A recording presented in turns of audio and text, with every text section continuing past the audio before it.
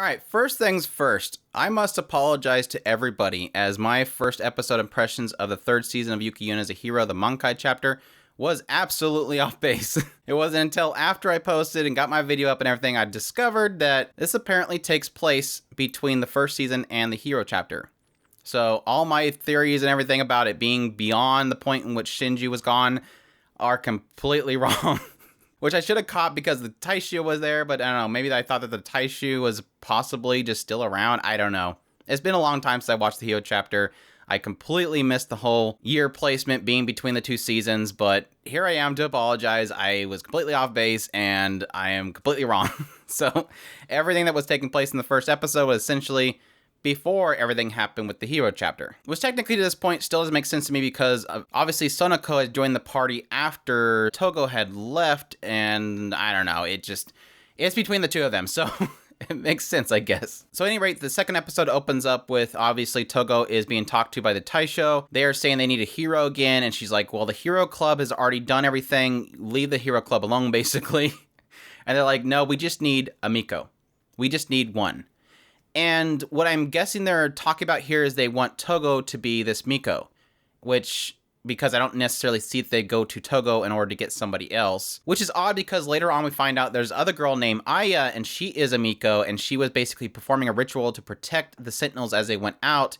So my assumption is that possibly something happened to Aya, or maybe they just need a Miko for something else. Or maybe the whole Miko thing is the whole process that leads into the hero chapter. I'm not quite sure at this point. Following this, we get a little bit of a jump back in time. We go 2 years prior to the events of Season 1, in which this is the point in which several girls are being talked to by the Taisha. The Taisha has basically brought in a bunch of girls and said that in secrecy they're going to train and find out with one of these girls will be the next hero. And all of this focus goes to Mebuki Kusunoki, who is this girl that has seemingly really dedicated her life to essentially being acknowledged as much as her father was. Now, it doesn't quite get into what her father was, why he was so special, but it seems like a lot of people revere him, and she wants to basically be revered just like he was. So as they're going through their training process, a lot of focus is on how good Mebuki is, how skilled she is, even being able to take out another girl who is actually trained in the sword. And then she's confronted by a Yumiko Miroku, who is this girl that seems to be some part of some sort of family. She's had training in the past as well, and she claims that Mebuki is now her rival. Additionally, we get the introduction of Karen. So we find out this is where Karen essentially at least tried out for this particular role at this point. And obviously we know that Karen eventually becomes a hero, so it kind of led to us to believe that, yeah, sorry Mebuki, you're not going to win this unless somehow Karen went to one later on and actually became a hero at that point. At some point, we even have a point where Karen and Mebuki end up going head to head, as Mebuki is kind of pointing out the idea that she's not going to fail against Karen. And not only that, but she views that Karen is just like the others, and that she claims that somebody like her, being like the others, shouldn't become a hero. I'm not quite sure what the statement means. Essentially, what kind of comes up later on makes me believe it's complete opposite to what she believes. As eventually they do have the ceremony coming together, and they come in, the Taisha come in, and they claim they've actually had a decision made by both Taisha and by Shinju himself, claiming that one of the girls in the room would become the next hero. And that selection, of course, is Karen. And this, of course, upsets Mebuki. She claims that she was the hardest worker, she trained the hardest, and she's the best out of all of them, so there should be no reason why she's not the next hero. And the Taisha even claim that they acknowledge her. Like, they know that if she got chosen, there would be no argument. And it's funny because this is the point where I'm like, girl, I don't think you really understand what a hero is. Because it really does seem like Mebuki's driven by selfishness. She's driven by her own self-gain, not necessarily to protect others, which typically what the hero is, their driving goal is to protect others, not to protect their own ego. But yeah, Karen obviously ends up going on and becoming a hero and separating from the group. And eventually, come 300 ED or whatever it is, the current age, this is the time period in which Season 1 began, the Taisha had basically called all these girls back again to their headquarters, where they basically reveal everything to them. They show them what's beyond the barrier. They reveal all the stuff about the vertexes, the flames, and at this point, all the girls are getting panicky because, we can't fight these things. What are you talking about? This is impossible. But at this point, the Taisha essentially point out to the girls that the heroes have already defeated the vertex, which is weird to me, unless they're just thinking that they defeated all the vertex, because we know there's vertex. But they claim that their mission isn't to fight the vertex because they're already defeated, I guess, but actually to go beyond the barrier and look for other locations, other places, and possibly, as we see later on, look for a place where they can plant a seedling, which I'm guessing to plant a god in order to create another barrier. The rest of the episode pretty much focuses on these sentinels all coming together, getting on these crafts, having this Miko, which is Aya, like I said before, chant something on them like a blessing, and then they go out beyond the barrier in order to find this place to plant the seedling.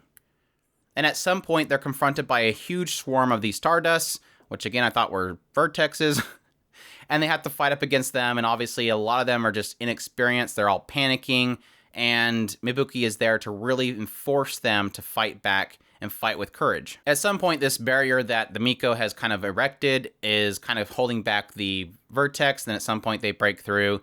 It seems like it's in very dire straits at that point. Mibuki takes charge and goes after a lot of them, and you kind of see where her symbol is sort of kind of slowly dissipating, and eventually they come out ahead. And it pretty much leaves the episode with them coming towards some sort of platform that's floating out in the middle of nowhere. I'm guessing the location where they're going to plant this seedling, and that's pretty much where they leave it at. Again, I'm really kind of curious where they're placing the segment with Togo and the Taisha, if this is a segment that was beyond this segment with the girls going out as sentinels, or if it's something that is happening later on. Because, like I said, it kind of implies this idea that maybe something happens to them when they're out there, or like I said, something happens to Aya, and then now they need Toga to come in and replace Aya, or at least go out there to help them. But very interesting nonetheless. I have to admit that early on in this episode, I really don't like Mibuki. Granted, I think over time, as we see them on the battlefield, I think Mibuki in that situation is very much the perfect fit. She definitely knows what she needs to do. She's doing everything she can to protect her people, and in order to prevent them from failing. I was kind of hoping that they would explain a little more as to what their mission technically is. Yes, it's pretty obvious, Sentinels going out and obviously looking for new locations. Does it mean that the Taisha know there's possibly other locations where, again, the other gods out there they can find? Is planting this seedling going to erect a god? Because obviously we've always seen Shinju as a tree. Is this the idea of creating another barrier? I really am curious of a lot of that stuff, and I'm hoping that eventually they get into that stuff. And again, maybe possibly an explanation to why all these events that are happening right now are never really talked about in the hero chapter, unless I possibly missed it. And if possibly Togo getting involved as this Miko will possibly be the thing that leads to, like I said, her being gone with the beginning of the hero chapter. It's all definitely a possibility. So far, I'm really liking the cast so far. Like I said, I had my problems with Mibuki Kusunoki very early on, but thankfully over time, I've kind of grown on her because she's very protective of her team. Suzume, Suzume Kagajo, I'm mixed on because she's very loud. Like the entire fight sequence, she's just constantly screaming the entire time.